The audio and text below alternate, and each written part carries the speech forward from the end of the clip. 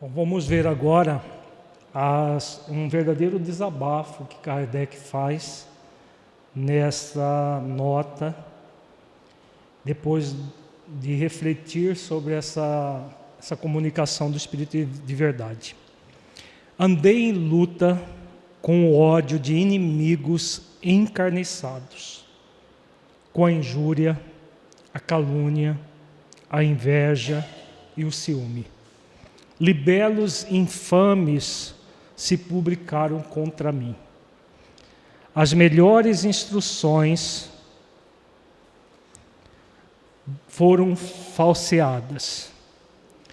Traíram-me aqueles em quem eu mais confiança depositava. Pagaram-me com a ingratidão aqueles a quem prestei serviços. A Sociedade de Paris se constituiu foco de contínuas intrigas urdidas contra mim, por aqueles mesmos que se declaravam a meu favor e que de boa fisionomia na minha presença pelas costas me golpeavam. Nós vimos pela descrição do codificador o quanto ele foi atacado. Porque, como o Espírito de Verdade colocou na mensagem, falando sobre a missão dele, a doutrina espírita veio para reformar a humanidade inteira. Então não é fácil uma tarefa assim, e vai haver ataques, vão haver ataques de encarnados e desencarnados. A Sociedade Espírita Parisiense de Estudos Espíritas, ela é um modelo para as instituições de hoje, mas principalmente graças à presença de Allan Kardec. Claro que haviam médiuns e outras pessoas muito sérias, que também faziam esforços para desenvolver as virtudes, como o codificador fazia. Nós temos no livro Céu e Inferno a manifestação de vários deles, depois de desencarnados, como espíritos felizes. Como, por exemplo, o Samson, que foi membro da sociedade e que dá a comunicação, colocando a felicidade dele depois da morte corporal. Mas muitos tinham essas características que o codificador coloca aqui: a injúria, a calúnia, a inveja, o ciúme, libelos infames, melhores instruções falseadas, traição. Por quê que isso aconteceu também na Sociedade Parisiense de Estudos Espíritas? Pelas imperfeições humanas. Onde estão pessoas, seres humanos, nós vamos ter as imperfeições.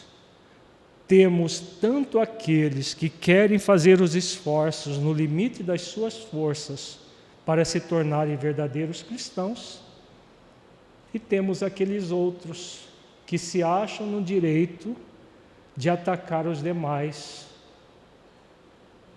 porque se acham melhores, Com certeza os que atacavam Kardec, que ele fala aqui de contínuas intrigas, se achavam melhor do que ele.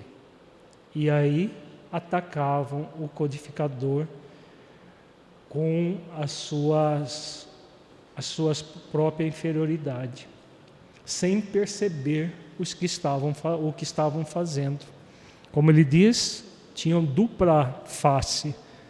Na frente, boa fisionomia, e pelas costas golpeavam. Isso foi válido para Kardec, é válido ainda hoje. Qualquer trabalho que se destaque dentro de uma proposta verdadeiramente cristã, espírita, vai ser atacado. O século XXI não está muito diferente do que foi o século XX, nem o XIX. Ainda teremos durante muito tempo esses ataques. E os piores ataques são aqueles que vêm das pessoas que se dizem cristãs e se dizem espíritas.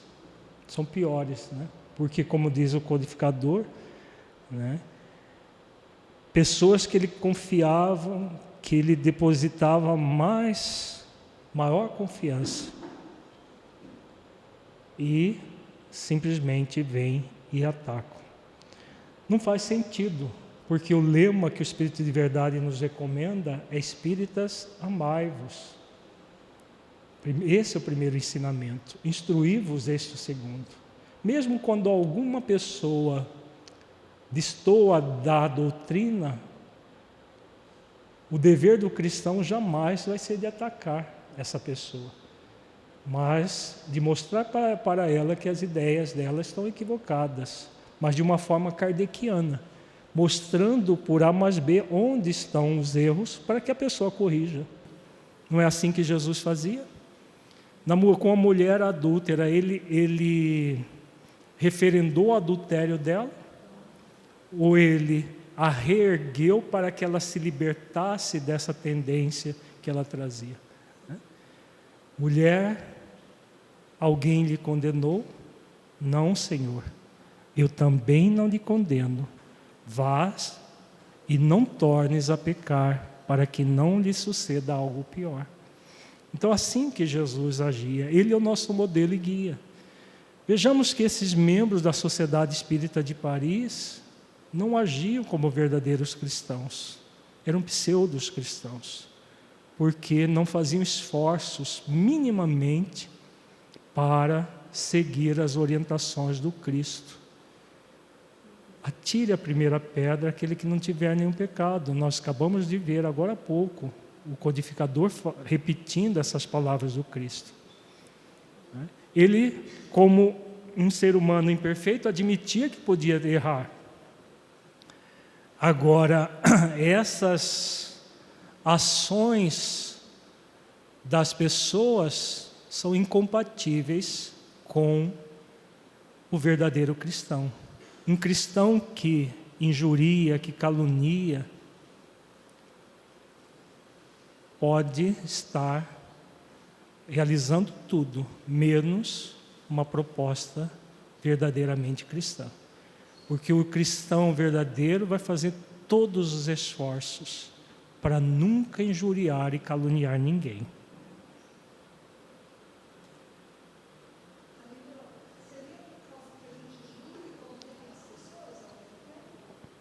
Se é por causa do julgamento que nós temos e da condenação das pessoas, sim. São processos que nós trazemos atávicos, mas que Jesus veio para nos ensinar a ressignificar. A doutrina espírita veio para nos ensinar a ressignificar tudo isso e sermos verdadeiros cristãos, que não são perfeitos, mas que fazem esforço de aperfeiçoamento. Jamais isso seria cabível na Sociedade Espírita de Paris, mas era a realidade que Kardec vivia. Graças, porém, à proteção e assistência dos bons espíritos, que incessantemente me deram manifestas provas de solicitude, tenho a ventura de reconhecer que nunca senti Está tendo um problema no computador, toda hora aparece uma tela. Nunca senti o menor desfalecimento ou desânimo, e que prossegui sempre com o mesmo ardor no desempenho da minha tarefa, sem me preocupar com a maldade de que era objeto. Segundo a comunicação do Espírito de Verdade, eu tinha de contar com tudo isso, e tudo se verificou. Aqui o codificador coloca outra virtude fundamental para transformar o centro espírita num laboratório moral. Que virtude é essa? A solicitude é dos espíritos, que ele fala. Ardor. O ardor pelo trabalho, que tem a ver com abnegação, com devotamento, sentir a fé ardente, a fé convicta, no desempenho da tarefa, porque senão a pessoa vai desanimar. Não vai haver a perseverança necessária para um trabalho do bem quando há muita luta contrária a esse bem. Sim, a perseverança, nós já vimos a importância da perseverança no outro texto, né? Foi a orientação do próprio Espírito de Verdade. Então, o desprendimento de tudo aquilo que dizia respeito à opinião pessoal de terceiros. Desprendimento. A partir da autoconsciência, o desprendimento de tudo. E o ardor pela tarefa, pelo trabalho. É o que ele demonstra aqui. Está ligado à fé convicta, sim.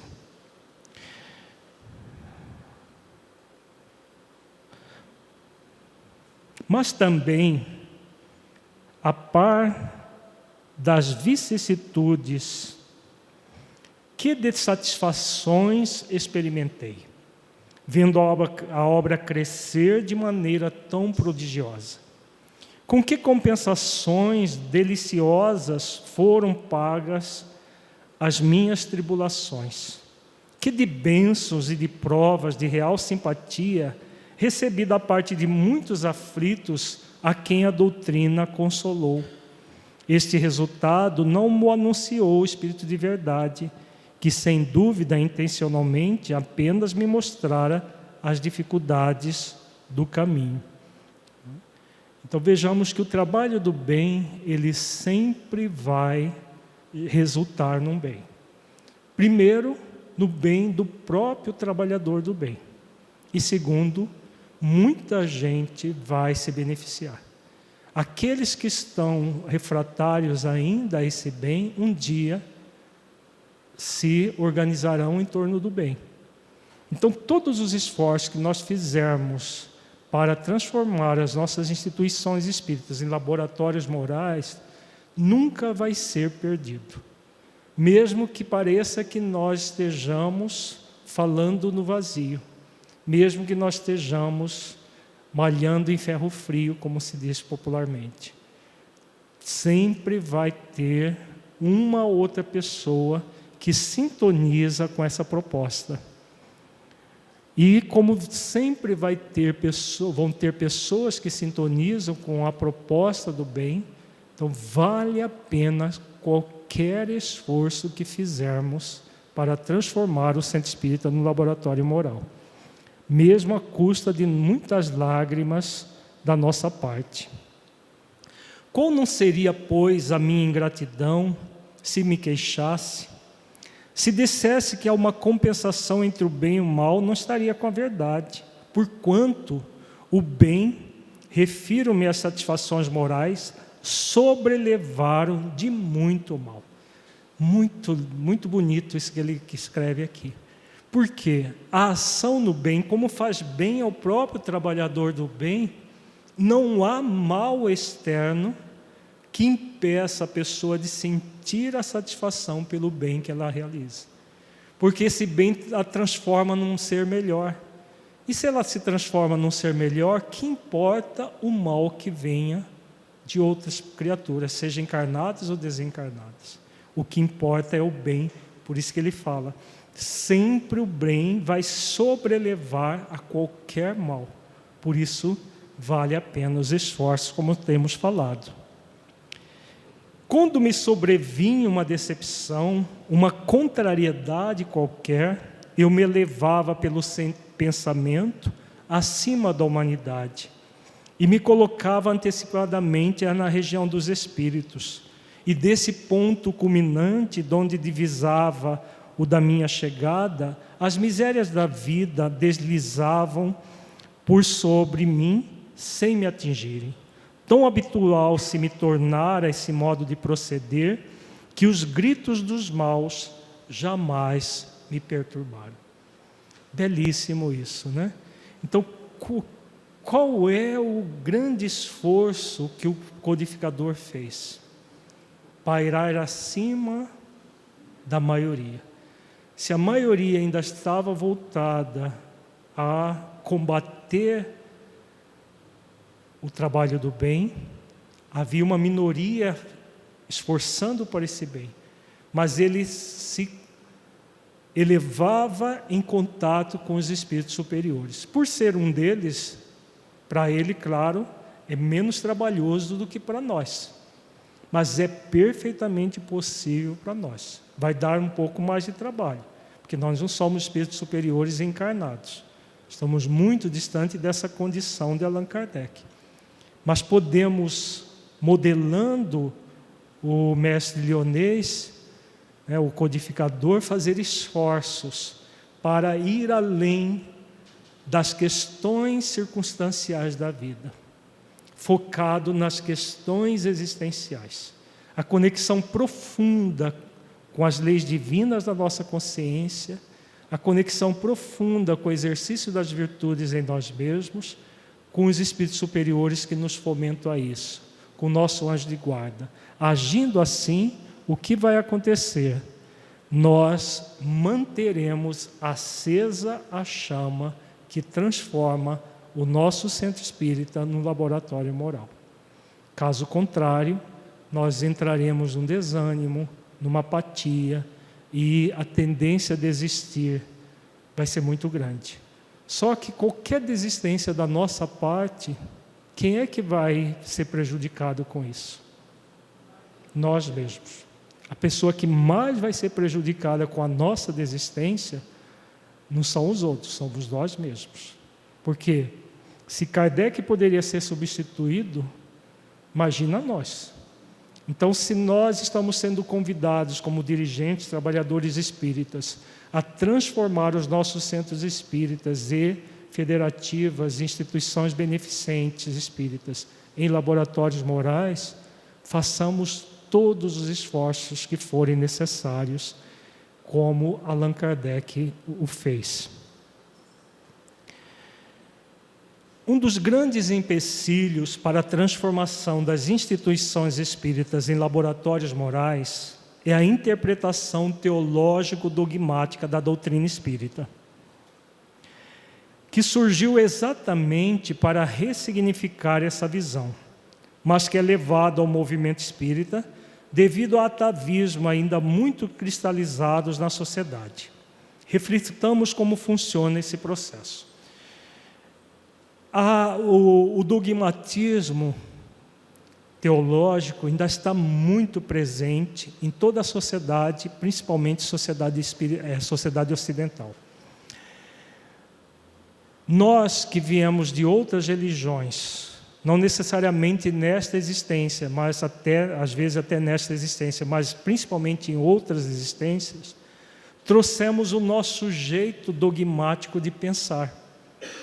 E ao nos adentrarmos dentro da doutrina, o que nós fazemos muitas vezes? Levamos nossa forma de pensar para dentro do movimento.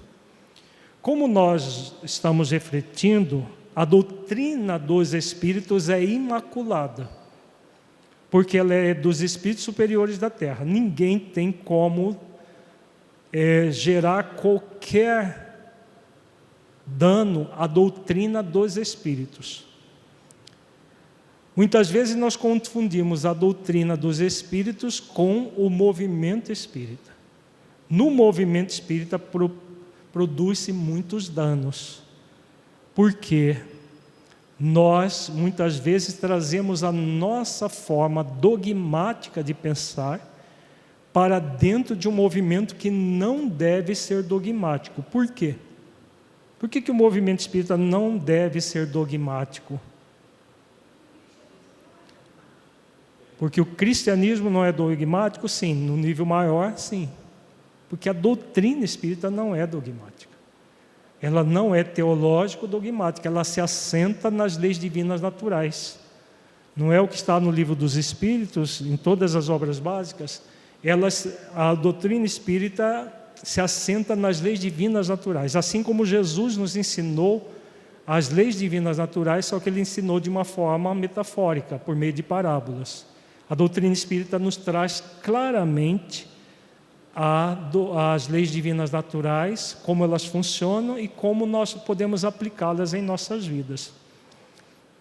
Como nada disso é dogmático, qualquer movimento de dogmatismo que nós trouxermos para dentro do movimento, nós estamos focados em opiniões pessoais, que não deve nortear o movimento espírita.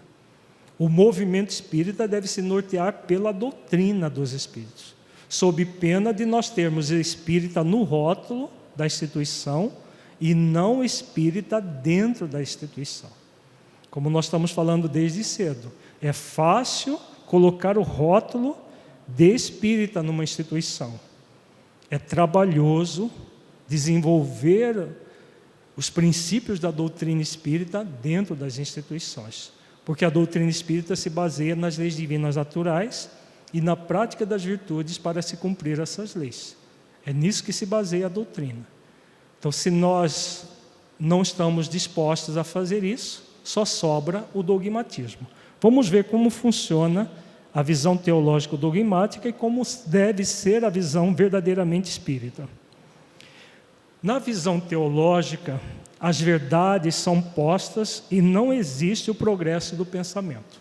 Alguém vem e determina verdades, entre aspas, porque não são verdades propriamente, são opiniões pessoais de seres falíveis. Na visão espírita, as verdades são investigadas e conectadas com o avanço das ciências. O próprio codificador colocou isso. O espiritismo marcha par a par com a ciência. Porque se a ciência trabalha com as leis divinas naturais, a doutrina espírita, por sua vez, ela vem desvendar as leis divinas naturais, não apenas no aspecto físico, mas principalmente no aspecto moral. Por isso que ela avança junto com as ciências. Na visão teológica, os pilares são rígidos, são regidos por dogmas que não promovem respostas lógicas. Como que funciona o dogma? Alguém diz algo e coloca esse algo como uma verdade absoluta que todos devem seguir sem questionar. Por exemplo, dogma da Santíssima Trindade. Jesus é Deus. O Espírito Santo é Deus. É a Trindade chamada dessa Trindade que tudo é Deus. A doutrina espírita veio para ressignificar esse dogma. Jesus é Filho de Deus como todos nós, como ele mesmo colocou. Ele é criado por Deus e Deus é a causa primária de todas as coisas. É a inteligência suprema do universo. Então, desmistificando o dogma da chamada Santíssima Trindade, que coloca Jesus como sendo Deus. Então, dogma é isso. O adepto daquele dogma, se ele questiona, ele é visto como um herege. No movimento espírita, nós podemos criar dogmas dentro do movimento. A doutrina não tem dogma. A palavra dogma aparece no Livro dos Espíritos, quando Kardec fala do dogma da reencarnação. Mas aí o dogma numa outra acepção da palavra, não no sentido de uma verdade, verdade entre aspas, que não pode ser contestada. O dogma, quando Kardec faz a pergunta sobre a reencarnação, o que os espíritos falam do dogma, eles estão falando ali da verdade que não tem como você não, das coisas não serem assim. Não tem como a pessoa não reencarnar. Para evoluir, todos precisam reencarnar. Então, uma verdade. Nessa acepção da palavra, é a única vez que aparece a palavra dogma nas obras básicas. Tudo mais é falado em cima das leis naturais. Até essa questão fala da reencarnação como uma lei natural, que quer a pessoa acredite ou não na reencarnação, ela não deixa de ser um espírito reencarnado. Tá? Tem pergunta, Romildo? Não? Na visão espírita... Nesse caso, ele está falando de dogma como uma verdade absoluta, a reencarnação, porque os espíritos estão aí para provar para a gente que eles reencarnaram, viveram. O dogma e vão- como verdade absoluta? Nesse caso, Sim, da as leis reencarnação. divinas naturais são verdades absolutas. Né? Então, é nessa acepção da palavra. Na visão espírita, os pilares são regidos pelas leis divinas, que produzem sentido e lógica no conhecimento. Então, não existem dogmas incontestáveis, muito pelo contrário. Quanto mais você contesta determinada lei, vai a fundo no funcionamento dessa lei, mais você consegue compreender a lei. Porque contestação faz parte do processo científico. Você contesta uma verdade como uma hipótese para provar essa verdade. Então, quando nós pegamos uma lei divina e você cria toda uma perguntas contestadas, mas será que a reencarnação existe realmente? Vamos ver. Kardec fez isso no Livro dos Espíritos, quando ele faz uma dissertação inteira sobre a reencarnação, pegando vários pontos que as pessoas dizem que ela não existe. E aí vai fazendo reflexões, contestando a própria contestação. E aí se chega à conclusão por lógica, né, que fazem profundo sentido e lógica daquele conhecimento. E não você tem que acreditar e pronto. A reencarnação, acredita ou não. Na doutrina espírita não é assim. Nós somos convidados a refletir e ter uma convicção, uma fé convicta, e não uma crença baseada numa suposição, numa fala qualquer. Mesmo que seja de um espírito superior, é muito importante que nós reflitamos sobre aquilo, que nós realmente analisemos, faz sentido isso? Faz. Aí quando faz sentido, nós aplicamos na nossa vida. Se não fizer sentido, até o espírito que pode dizer que é superior, não é. Porque espíritos superiores só falam coisa que faz sentido. Isso é um dos critérios que Allan Kardec usou para analisar as comunicações espíritas. Tudo necessita de fazer sentido e ter uma lógica, bom senso. O que não é lógico, não é de benfeitores. Oi? Eles também não se melindram de ser questionados. Se os espíritos superiores se melindram de serem questionados, não, porque se eles se melindrassem, eles seriam inferiores e não superiores. Os espíritos superiores fazem questão que nós contestemos a fala deles. Por quê? É contestando que nós aprendemos. Aprendemos a pensar de maneira superior. Porque se nós engolimos tudo como verdade exposta, como tem acontecido muito no movimento espírita, as pessoas engolem as opiniões pessoais como se fossem verdades expostas. Né? Só porque foi falado por fulano ou por Beltrano, sem refletir o sentido daquilo que está sendo falado. Se é lógico, se faz sentido, se é uma fala cristã ou não, nada disso tem sido refletido pelas pessoas. E vão se engolindo coisas e coisas. Por quê? Porque não, apesar de dizerem que estão seguindo Kardec, não agem como Kardec agia. Né?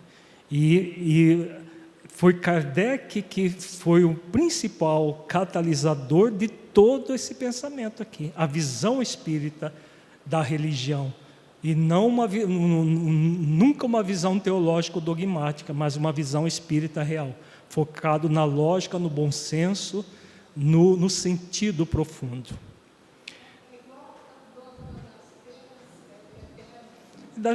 Tudo tem uma série de dogmas, né? Penas eternas, inferno eterno, tudo isso é dogma, criado por pessoas, não corresponde à verdade dos fatos. Na visão teológica, a pessoa procura salvar-se do inferno, fugindo do pecado para ir para o céu. Essa é uma visão dogmática clássica das religiões chamadas cristãs. Jesus nunca ensinou isso.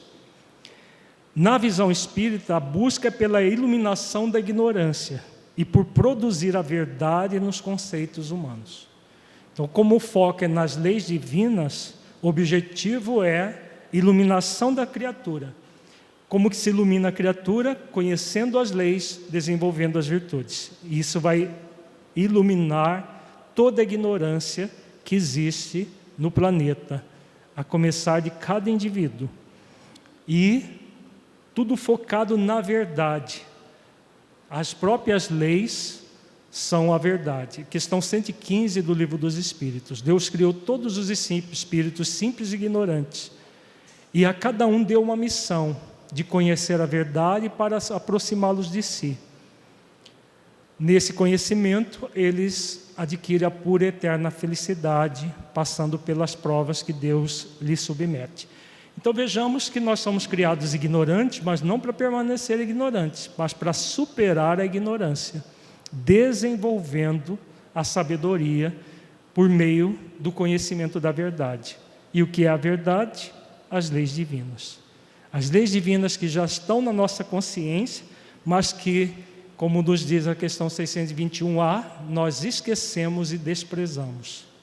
Então quis Deus que ela fosse relembrada, e a doutrina espírita veio para isso, para nos conectar cada vez mais com as leis, não com os dogmas humanos, com as opiniões humanas, que são falíveis, com as leis divinas. As leis divinas são infalíveis. Qualquer espírito ou qualquer encarnado que ensinar alguma coisa que contraria a lei divina, com certeza não está seguindo aquilo que é o que o Espiritismo veio para trazer, que é essa convicção plena de que são as leis divinas que regem todo o universo. Todas as leis, principalmente as leis morais. Agora vamos ver como funciona o centro espírita na visão teológica e como funciona o centro espírita na visão espírita. O centro espírita laboratório moral é aquele que vai ressignificar qualquer resquício teológico.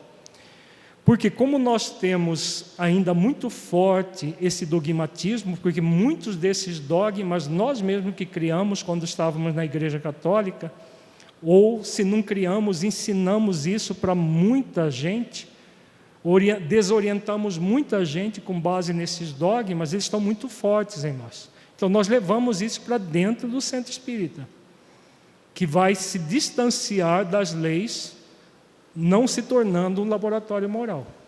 Então, como funciona? O centro espírita assemelha-se a uma igreja tradicional, a igreja que foram construídas depois, não é das primeiras igrejas cristãs. Recebendo do padrão vigente no movimento a forma como deve funcionar. A sua estrutura funcional não sofre alterações, porque na visão teológico-dogmática há o pensamento de que qualquer inovação no padrão vigente seria um sacrilégio. Então vejamos que é um centro que funciona de forma rígida, porque ele recebe de instituições como ele deve funcionar, e funciona daquele jeito sem nenhum questionamento. As pessoas são obrigadas a agir assim, por quê? Porque qualquer movimento diferente desse seria um sacrilégio com base na orientação vertical. Vejamos que esse movimento não se coaduna com a doutrina espírita. A doutrina espírita é uma doutrina que veio para libertar consciências. Então não existem instituições que determinam determinadas práticas e todos têm que seguir. Isso é funcionamento da Igreja Católica, das igrejas protestantes, que tem pessoas que pensam e outros que só seguem os pensamentos das pessoas que são obrigadas a seguir esse pensamento. Há bulas, há todo um processo que todo mundo tem que seguir igual, uniformizado. Na doutrina espírita não tem nada que referende isso. Então o movimento espírita não deve seguir ações assim. As instituições devem ter uma autonomia no nível do pensamento. Porque essa autonomia vem das próprias leis divinas e do grande objetivo da doutrina espírita, que é fazer com que nós nos contactemos sempre com as leis divinas.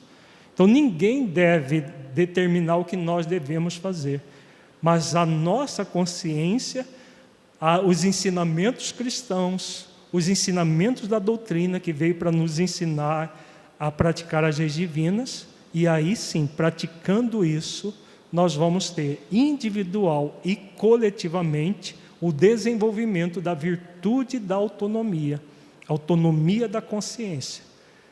Algo que ainda é raro na Terra, instituições e pessoas que funcionam assim. Então, dentro da visão da espírita, o centro espírita assemelha-se a um laboratório moral, como nós estamos falando.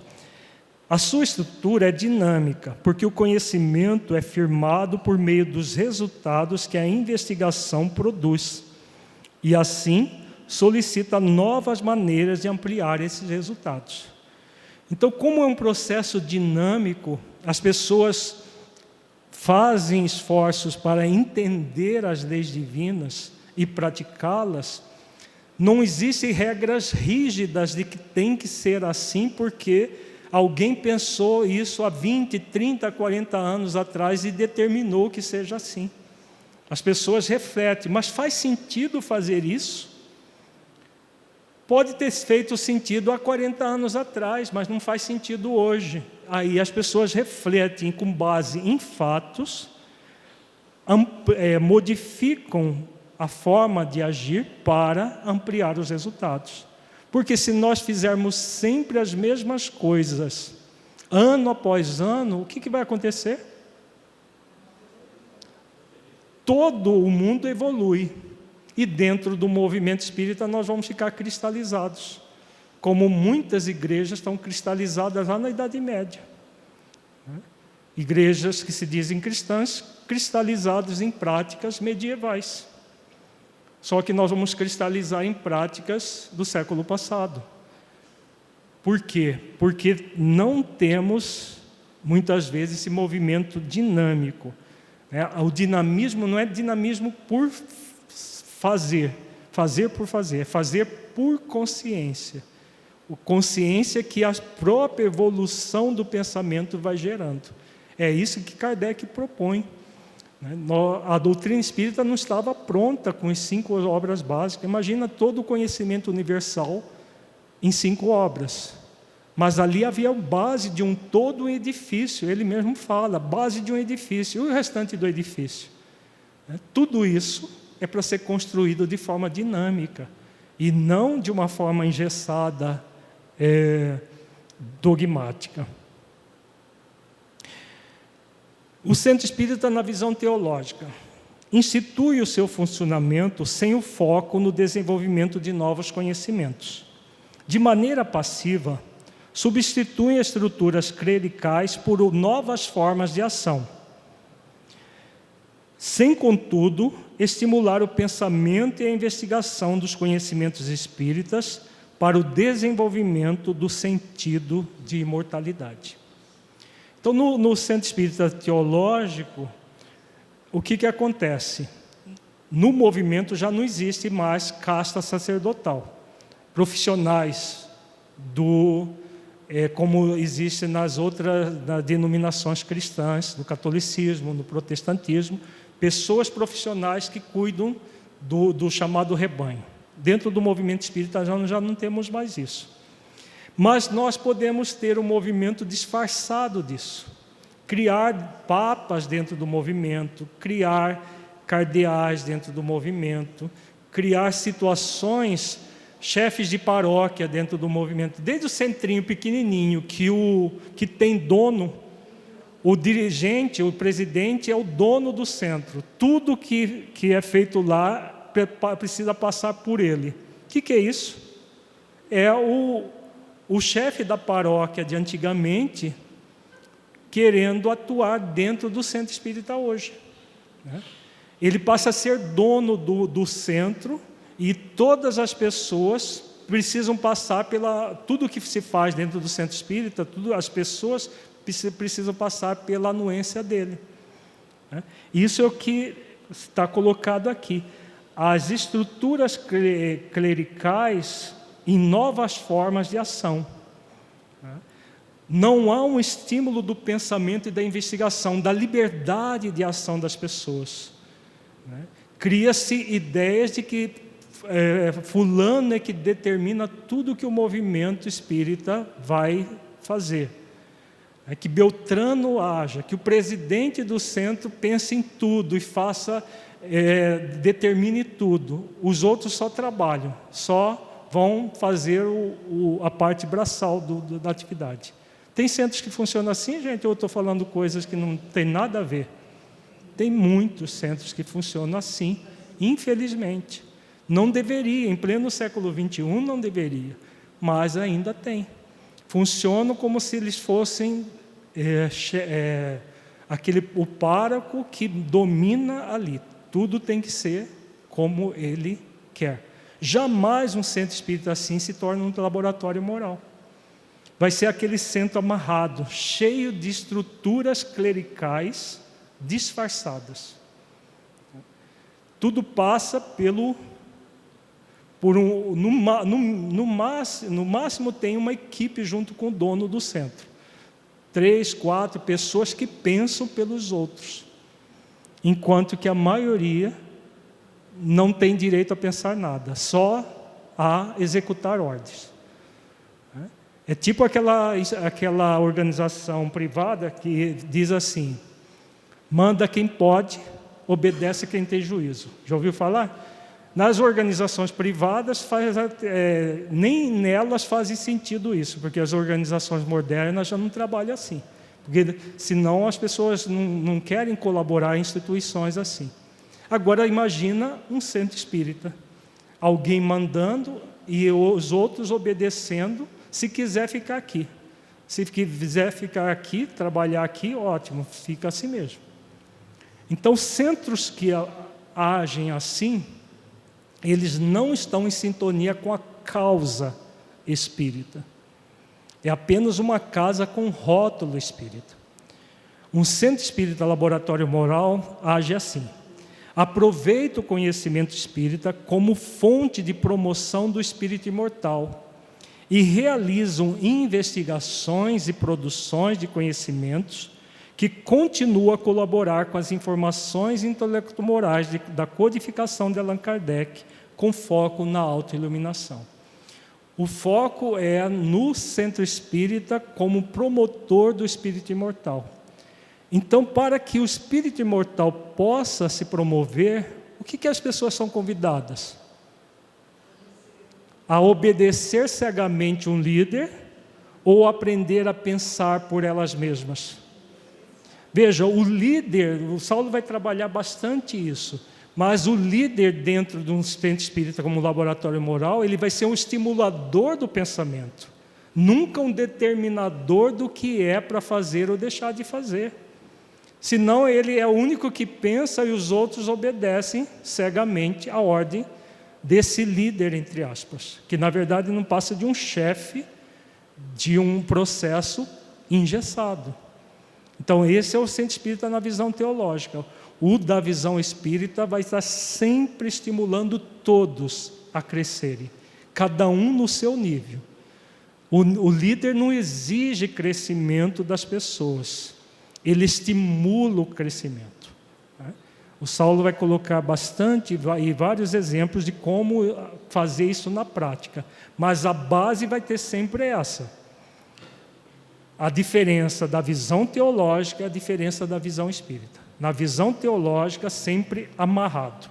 Na visão espírita, sempre aberto, dinâmico, acrescentando sempre o pensamento. Nunca ficar cristalizado, fechado em algo que vem de situações que são opiniões pessoais e não da doutrina espírita. O centro na visão teológica. Como há na prática uma estrutura clerical A posição sacerdotal é inquestionável e os pilares são instituídos como vontade de Deus e devem ser aceitos sem questionamento. É o que nós acabamos de falar, né? Está ligado ao item anterior. Então, no centro espírita temos essa estrutura clerical disfarçada. Não é institucionalizada como as outras religiões. Mas a pessoa não pode ser questionada. Se um dirigente de uma casa espírita que não pode ser questionado e que o que ele sabe, o que ele faz é o que está certo, e as outras pessoas não têm direito a pensar por elas mesmas, ele se torna fechado, né? Totalmente fechado ao pensamento como deve ser um verdadeiro centro espírita. Na visão espírita, como funciona? Como funciona como um laboratório moral de produção e assimilação de conhecimentos, a posição dos investigadores, ou seja, dos dirigentes e trabalhadores do centro espírita, é flexível, porque a sua importância tem relação direta com a continuidade de seu trabalho. Ocupam os postos enquanto estão em sintonia com o propósito do centro, que é o mesmo da doutrina espírita. Os cargos estão em harmonia com os encargos. O centro que tem dono, o que acontece? Os cargos nem sempre são ocupados pelos encargos. O dono manda e os outros fazem. E ele fica simplesmente mandando, como se o dirigente ou os dirigentes não fossem aqueles que iam para trabalhar mais. Dentro das instituições espíritas, os dirigentes são aqueles que mais trabalham, como Allan Kardec, que era o presidente da Sociedade Parisiense de Estudos Espíritas e é o que mais trabalhava. É assim que deve ser uma instituição espírita. Mas nessa visão teológica, o dirigente apenas manda. E tudo é para ser aceito sem questionamento. No centro espírita, as pessoas vão ocupar cargos, porque isso é da sociedade humana, mas junto com os encargos. Se elas não estiverem dispostas a ocupar os encargos em conjunto com os cargos, como que se deve atuar dentro de um centro espírita como laboratório moral? Manter a pessoa no cargo, sem o encargo? Jamais. Ela vai ser convidada a se preparar para assumir os encargos. Não foi isso que aconteceu com Saulo, lá nos primórdios do trabalho dele? Ele, como grande doutor da lei, expositor primoroso, o que Barnabé e Pedro colocaram como primeira tarefa para Saulo? Alguém lembra? Ele ainda não se chamava Paulo. Alguém lembra? Está no livro Paulo Estevão. Qual que foi o primeiro encargo de Saulo dentro da igreja de Antioquia? Comentar o Evangelho nas exposições doutrinárias. E ele fez por algumas vezes, e ele ficava tão perturbado, isso tudo estava escrito no livro Paulo Estevão. Ele ficava tão perturbado que ele não conseguia expor. Não fazia sentido a fala dele. O que Barnabé e Pedro fizeram?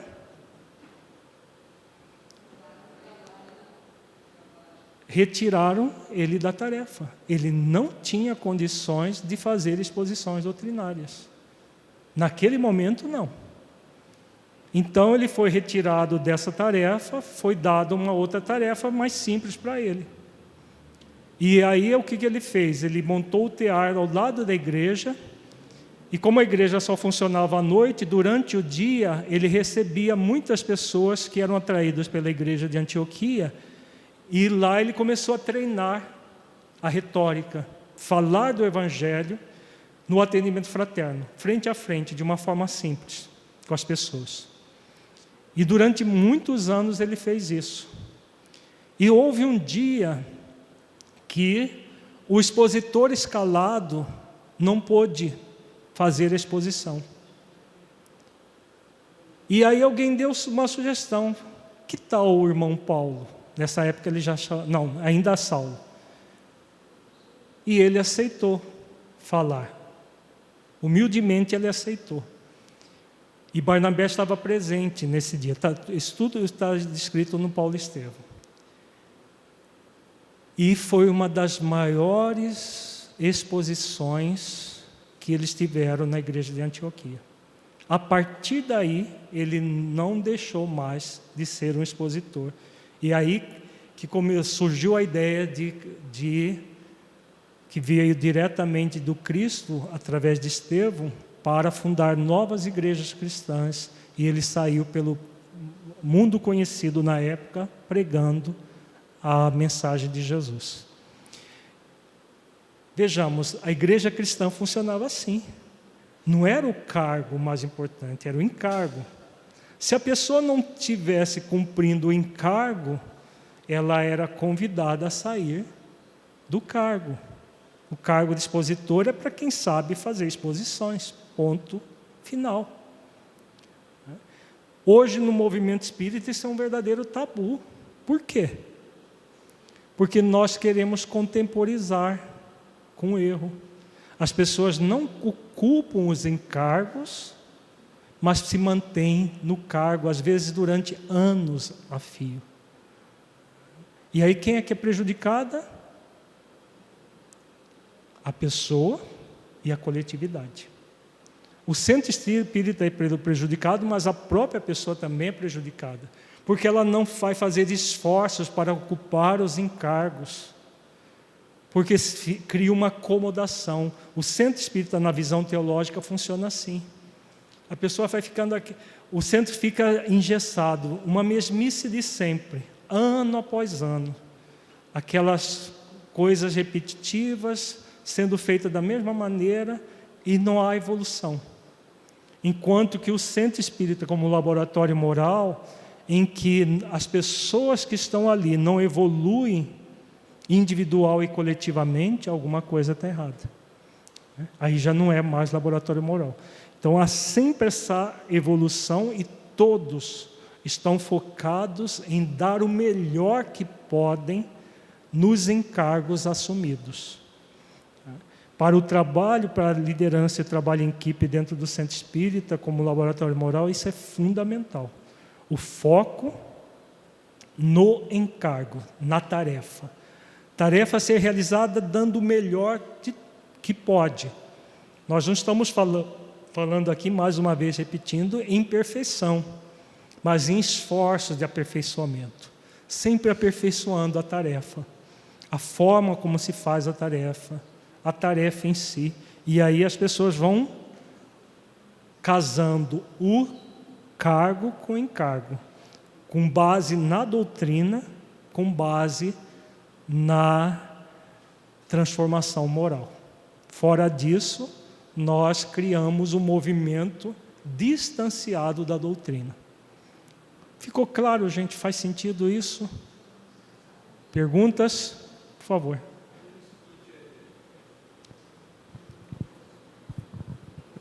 Muitas casas que a gente conhece, uniforme, roupa branca, camisetas identificadas, né, com o nome da casa. Isso não é uma questão talvez organizacional, para saber quem que é o assistido, quem que é o trabalhador.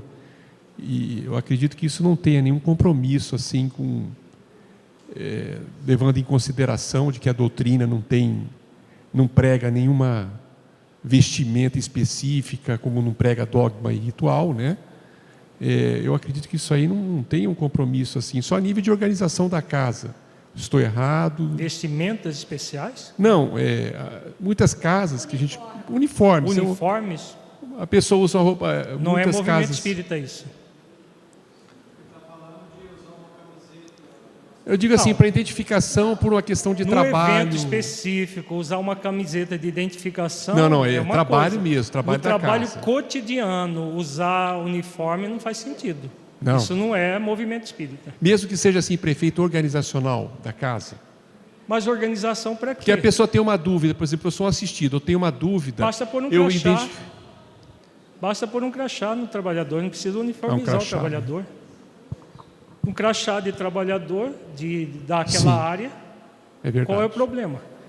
Para que uniformizar pessoas? Não é, aí forma a casta sacerdotal. Sim. Aqui eles são os especiais, que são os dirigentes do centro espírita. Nós somos um simples frequentador. Isso que é casta sacerdotal disfarçada. Começa por aí, por pequenas coisas. Basta uniformizar que você já está criando um processo que não é próprio para o movimento espírita. O centro espírita é, pois, um laboratório moral que tem por divisa promover o conhecimento das leis divinas e ensinar os seres encarnados sobre o funcionamento dessas leis, fazendo com que se tornem inteligíveis e aplicáveis em sua conduta diária. Já comentamos muito sobre isso.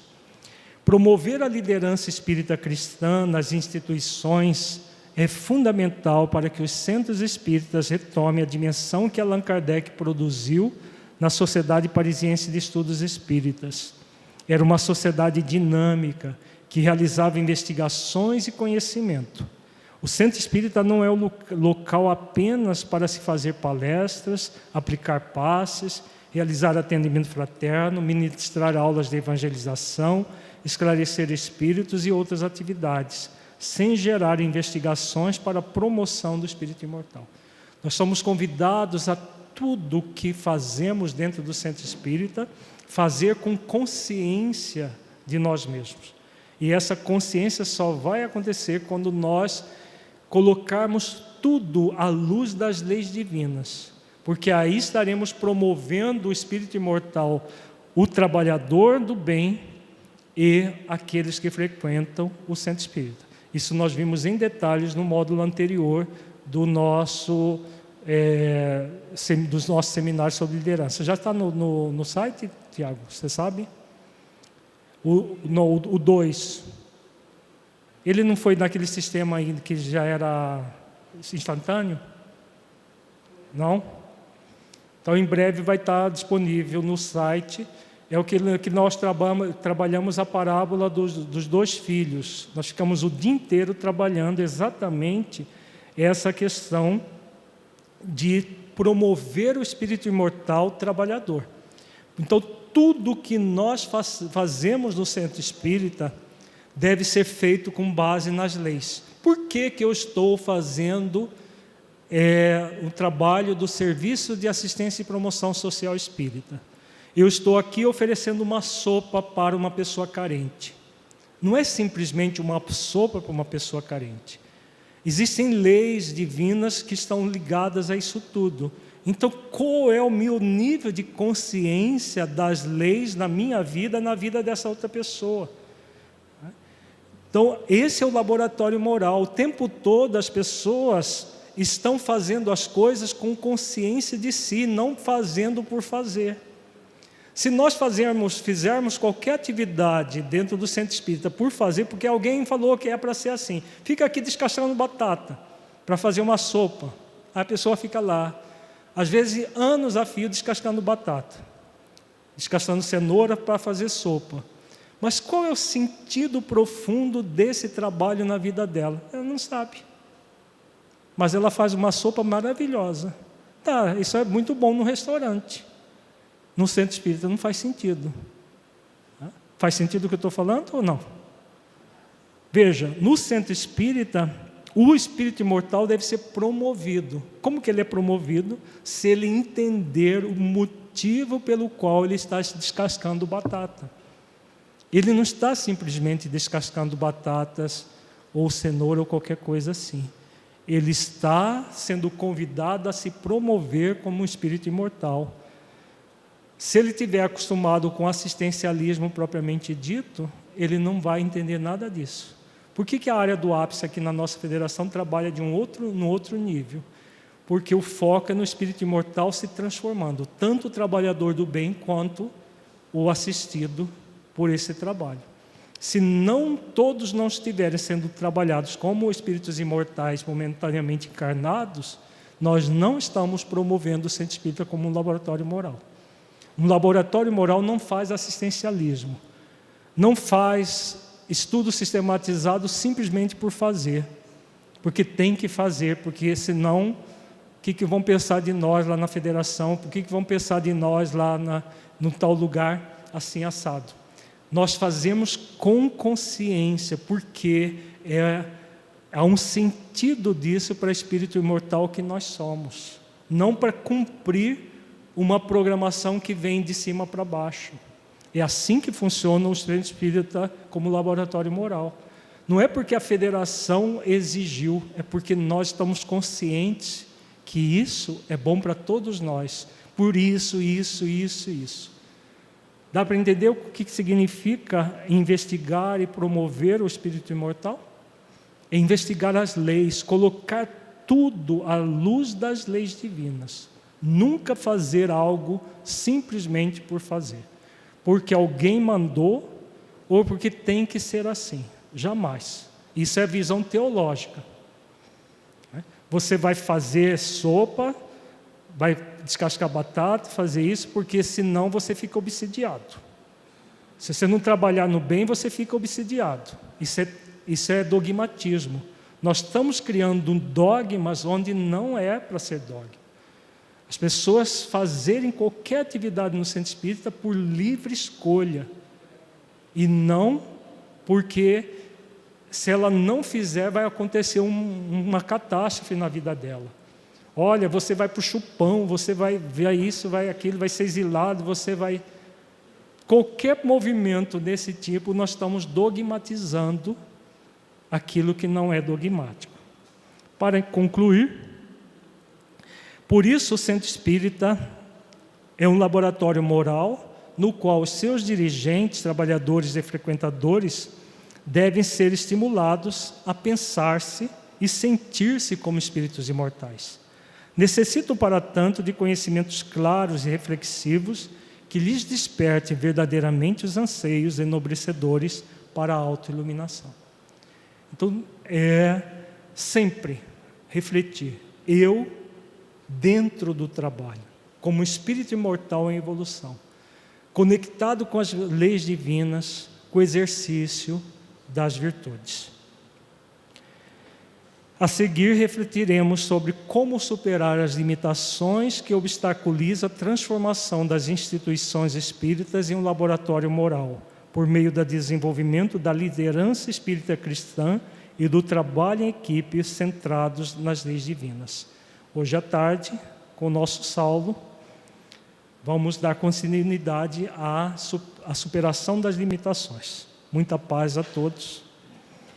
E até o próximo seminário, porque a minha parte termina aqui.